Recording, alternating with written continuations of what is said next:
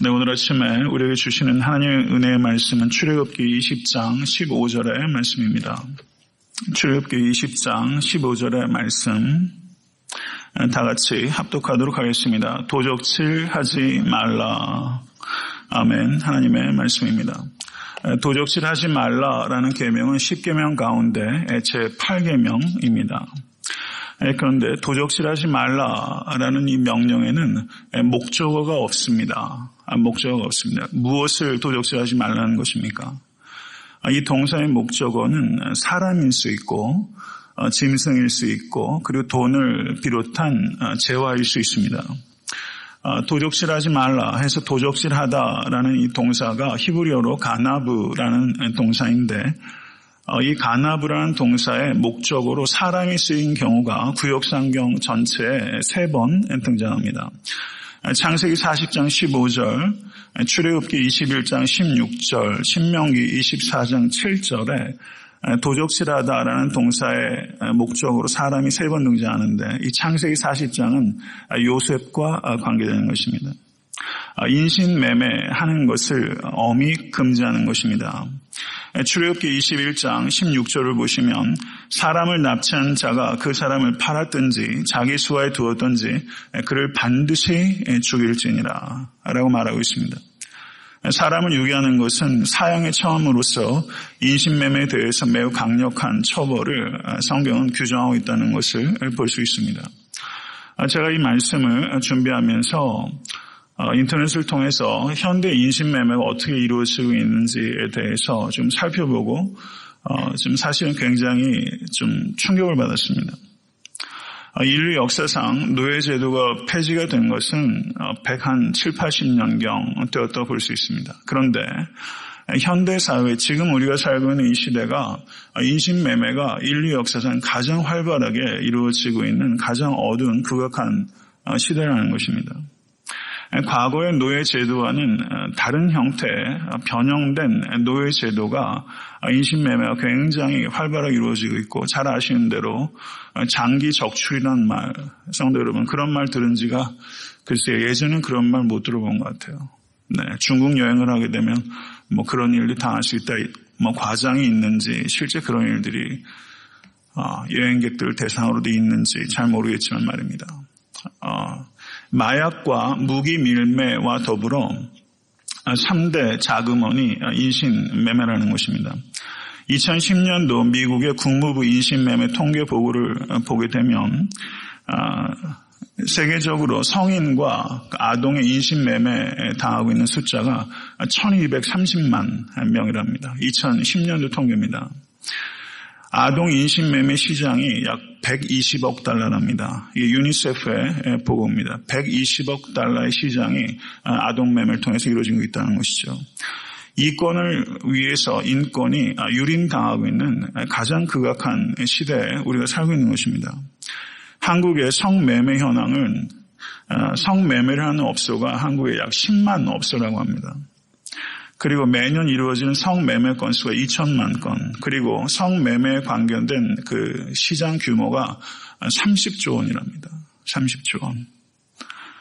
심지어 잘 아시는 대로 한국의 매춘 여성이 전 세계에 진출하고 있고 일본에도 굉장히 많이 진출하고 있고 미국에도 매춘 여성이 진출하고 있는데 글쎄요 제가 도저히 믿을 수가 없어서 오늘 한 자료를 보니까 한국 매춘 여성이 미국에 진출한 사람이 2만 명이랍니다. 그건 제가 도저히 어떻게 그런 숫자가 나오는지 상상이 안 돼가지고 한 자리만 봐가지고 신빙성을 얘기하기는 좀 어렵고 사실 그런 데이터를 정확하게 낸다는 게 사실은 불가능하기 때문에 저희가 뭐 쉽게 숫자 가지고 얘기하기는 좀 어렵지만 한국의 매춘 여성 미국에 굉장히 많은 숫자가 진출하고 있어서 매스컴에 종종 크게 문제가 되어 있는 것은 엄연한 사실입니다. 잘 아시는 대로 한국 남성들이 해외여행을 가게 되면 성매매하는 일들이 굉장히 공공연하게 일어나고 있는 것은 주지의 사실입니다. 그래서 현지에서도 무분별한 그런 성관계를 통해 가지고 한국 사람들이 씨를 뿌리는 일들이 허다하고 그리고 더러운 일들이 많이 연관이 돼서 현지에서 한국 사람들의 위신이 바닥에 떨어진 일들이 허다합니다. 특별히 공무원들도 예외가 아닙니다. 그런 일들 우리가 무수하게 보고 있습니다. 특별히 우리가 마음 아프게 생각해야 되는 것은 탈북 여성들이 중국에 가서 돈 몇 푼에 몸을 팔거나 노예처럼 팔려가서 성노예를 하고 있고 심지어 강제노역에 시달리고 있는 것은 우리가 동포로서 매우 가슴 아프게 생각해야 되는 일이 틀림없습니다. 현재 한국에서 약 100만 명 정도 되는 어린아이와 여자들이 성매매로 고통을 당하고 있다는 통계에 있습니다. 어쩌면 그 이상이 될 수 있다고 생각이 됩니다. 그래서 2015년도에 그 교황이 어떤 일이냐면 2015년 2월 8일에 캐톨릭에서 인신매매에 반대하는 세계 기도와 성찰과 행동의 날로 올해 2월 8일에 그렇게 지정할 정도로 전 세계적으로 인신매매가 매우 심각한 문제가 되고 있습니다. 잘 아시는 바와 같이 올해 과테말라 단기 선교를 가서 거기 사랑의 집 고아들 있지 않습니까? 그 아이들을 저희가 1년 동안 교육비를 후원했는데 또 얘기 들어보니까 올해 경제적으로 사정이 어려워서 그 사랑의 집을 후원하는 모든 후원이 끊겼답니다. 만약에 저희가 지원하지 않았으면 아이들이 교육받기 상당히 어려웠을 수 있는 상황이었습니다. 그래서 교회 리더들하고 어떤 얘기를 했냐면 그 고아 아이들을 저희가 좀 미국으로 좀 초청해서 여기서 잠깐 미국도 좀 둘러보게 하고 하면 교육적으로 좋겠다 이런 생각을 했는데 그 고아들이 20세 되기 이전에는 해외로 못 나간다고 합니다. 왜냐하면 인신매매 될 수 있기 때문에. 그런 이야기를 들었어요. 그러니까 특별히 이 제3세계권에서 인신매매는 매우 심각한 문제입니다. 그래서 캐톨릭에서 올해 2월 8일에 그 인신매매를 반대하는 범세계적인 기도와 성찰과 행동의 날을 정했습니다. 캐톨릭은 단 하나의 지도체제를 가지고 있기 때문에 이와 같은 이슈에 대해서 굉장히 힘있게 반응할 수 있는데 개신교는 안타깝게도 너무나 많은 교단과 교파로 분열되어 있어서 한 교단 내에서도 정치적인 이해에 따라서 굉장히 분열상이 심각하기 때문에 이와 같은 범세계적인 문제, 범나라와 그 민족적인 문제에 대해서 개신교는 사실 너무나 미약한 부분에 있어서 이 부분에 있어서는 참 너무나 안타깝습니다. 21세기 노예제도라고 할 수 있는 이와 같은 인신매매에 대해서 우리가 어떻게 실천할 수 있을까 하는 부분에 대한 고민이죠. Trade of Innocence라는 영화가 있다고 합니다. 제가 본 영화는 아닙니다. Trade of Innocence라는 이 영화가 캄보디아에서 두 여자아이들이 인신매매를 당했는데 그 실화를 토대로 크리스찬들의 영화를 만들었습니다. 그리고 그 영화를 만든 취지가 하나님을 믿는 그리스도인들이 어떻게 인신매매를 당한 어린이들 그리고 여성들을 도울 수 있을까 하는 것에 대해서 경각심을 불러일으키고 뭔가 실천적인 대안을 만들어 보자는 취지에서 Trade of Innocence, 무고한 자들의 트레이드, 거래, 인신매매에 대한 이야기를 할 수 있죠. 고민 끝에 만들어진 영화라고 할 수 있습니다. 글쎄요, 성도 여러분, 이와 같은 인신매매에 대해서 더군다나 저희가 한국에 살고 있지도 않고 미국에 살고 있으면서 우리가 실천적으로 이런 문제에 대해서 우리가 어떠한 그 역할을 할 수 있을까? 제가 이민 목회를 하고 있는 목사로서는 항상 이런 문제가 저한테 좀 딜레마입니다. 나라와 민족이 가지고 있는 여러 가지 문제, 범세계적인 문제에 있어서 우리가 이민교회에서 어떤 역할을 할 수 있을까 하는 부분에 있어서 실천적인 부분에 있어서 말이죠. 물론 기도하는 일들이 가장 중요한 일이지만 어떻게 이런 부분들이 조금 나은 세상이 될 수 있도록 기여할 수 있을까 하는 부분에 있어서 항상 고심입니다. 인신매매를 당하고 있는 그 여성이나 아이들을 어떻게 도울 수 있을까 하는 부분에 있어서는 그 사람들을 구출하고 치료해서 그들을 그 육체적으로나 아니면 정신적으로 그들을 회복할 수 있도록 돕는 일입니다. 치료가 잘 이루어지지 않게 되면 다시 인신매매에 노출이 되게 됩니다. 특별히 한국에 만약에 있다면 이렇게 인신매매나 성노예나 아니면 돈을 받고 몸을 파는 여성들을 갱생할 수 있도록 하는 기관들이 많이 있을 것입니다. 그리고 인신매매를 금지하는 강력한 금지 법안을 위반하는 일들에 기독교가 역할을 할 수 있습니다. 또 하나는 성매매를 하는 사람은 거의 대부분 남성이기 때문에 남성 사역을 강화해서 남성들이 이 성매매에 대해서 바른 인식을 가질 수 있도록 가르치는 것. 그 다음에 인신매매에 노출되는 그 아이들이 제가 살펴본 데이터를 보니까 이게 성매매에 관계된 이 사람들이 제3세계권에만 있는 것이 아니라 미국 내에도 있고 미국 내에도 약 10만 명 된다고 합니다. 이 통계를 제가 여러 가지 통계를 이렇게 대조를 해봐야 되는데 그럴 여유는 없었고요. 제가 오늘 살펴본 통계를 보니까 미국 내에서도 한 10만 명 정도 아이들이 이런 일들에 혹사당하고 있다고 이야기를 합니다. 특별히 우크라이나 같은 경우에는 우크라이나에서는 이 아동 인신매매가 전 유럽으로 우크라이나 아이들이 그걸 수출이라고 해야 될지 참 뒤에 이제 그런 조직들이 있다 보니까 굉장히 돈이 되는 사업이기 때문에 거리에 이제 가출한 아이들 그리고 거리의 여인들 약 50% 정도가 인신매매에 당하고 있다는 사실입니다. 저는 그 설교를 준비하면서 이런 내용들을 살펴보면서 제 자신이 상당히 충격을 받았습니다. 이런 이야기들이 있다는 건 알았지만 이 정도일 줄 몰랐습니다. 그래서 제 개인적으로는 이게 실제 제 피부에 닿는 문제가 아니기 때문에 이 부분에 대해서 우리가 너무 무관심하고 무지했다라는 것에 대해서 생각하게 되고 이것에 대해서 오늘 우리가 아침에 기도할 수 있게 되기를 바라고 특별히 한국에 OECD 국가 중에서 성매매가 가장 빈도가 높은 국가가 한국입니다. 한국이 이 성윤리 문제로 인해서 정말 피멍이 들고 있는 것입니다. 이 문제에 대해서 오늘 우리가 좀 기도할 수 있게 되기를 바랍니다. 우리가 기도하고 그 문제에 관심을 가질 때 우리가 무엇인가 작은 실천을 할 수 있다고 생각됩니다. 우리가 아무것도 할 수 없다고 너무 쉽게 단정지음으로 인해서 이런 문제가 개선이 되지 못한 측면이 있다는 것을 우리가 생각해 볼 수 있게 되기를 바랍니다.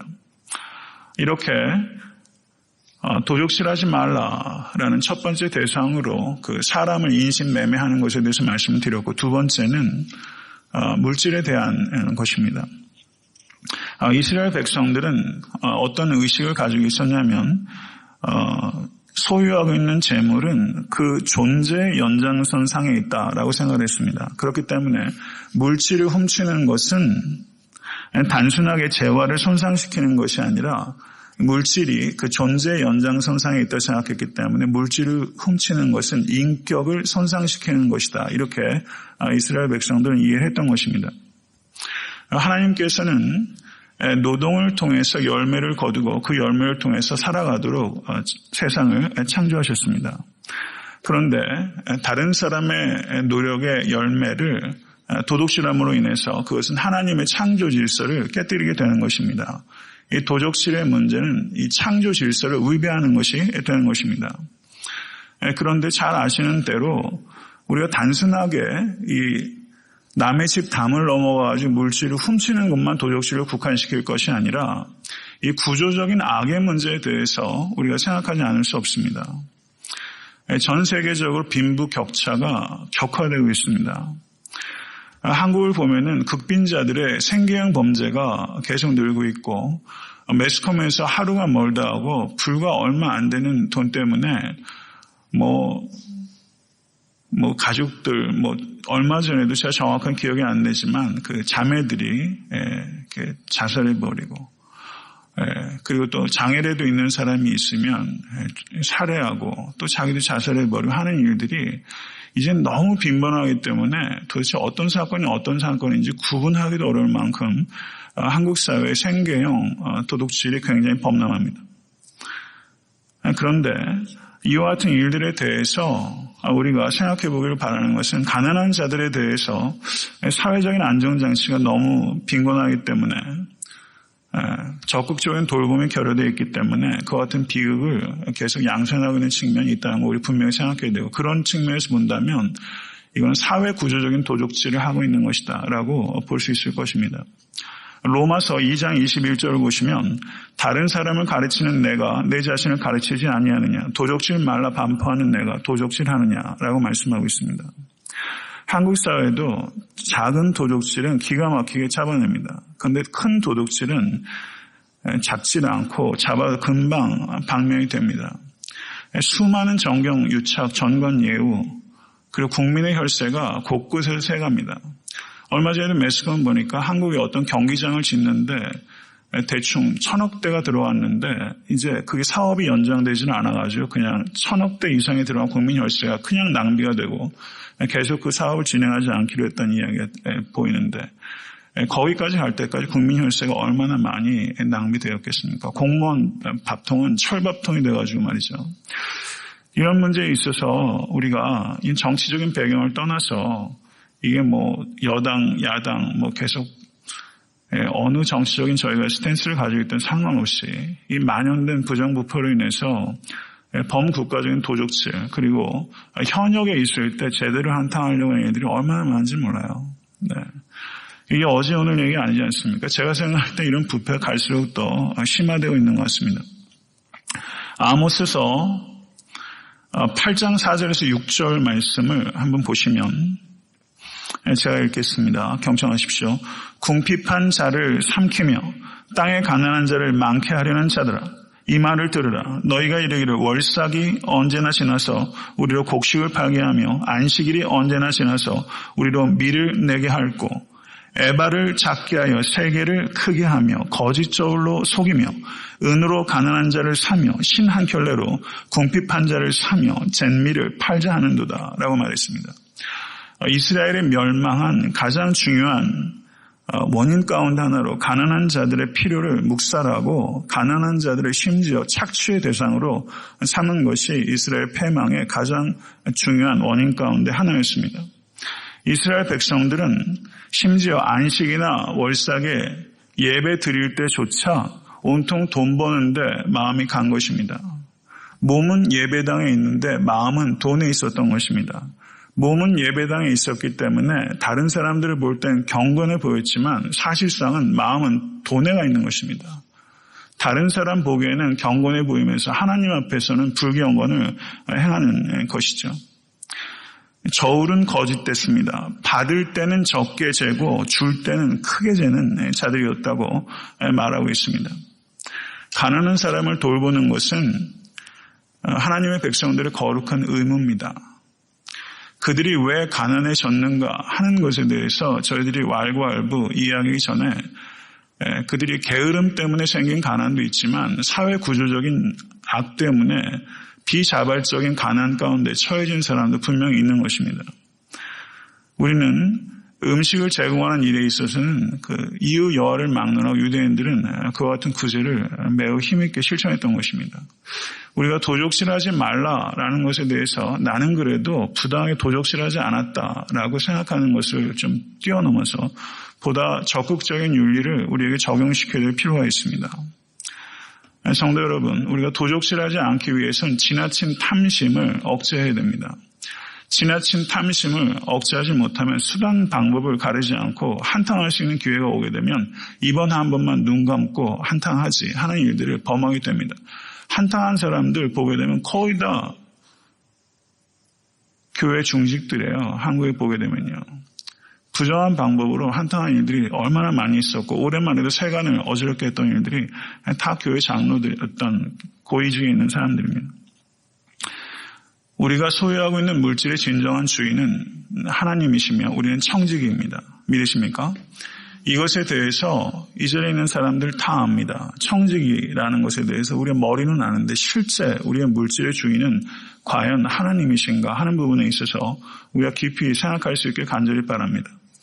내가 소유한 물질은 세 가지 목이 있습니다. 저를 한번 따라 하시죠. 하나님 목, 이웃의 목, 자기 목.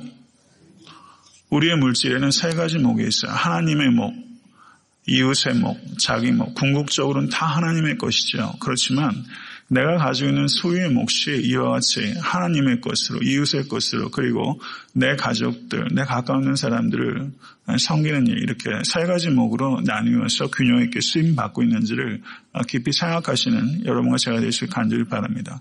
물질에 대한 욕구를 이기는 것이 가장 어렵습니다. 하나님의 목과 이웃의 목을 도적질하지 않는 여러분과 제가 될 수 있게 되기를 우리 주 예수 그리스도 이름으로 간절히 축원합니다.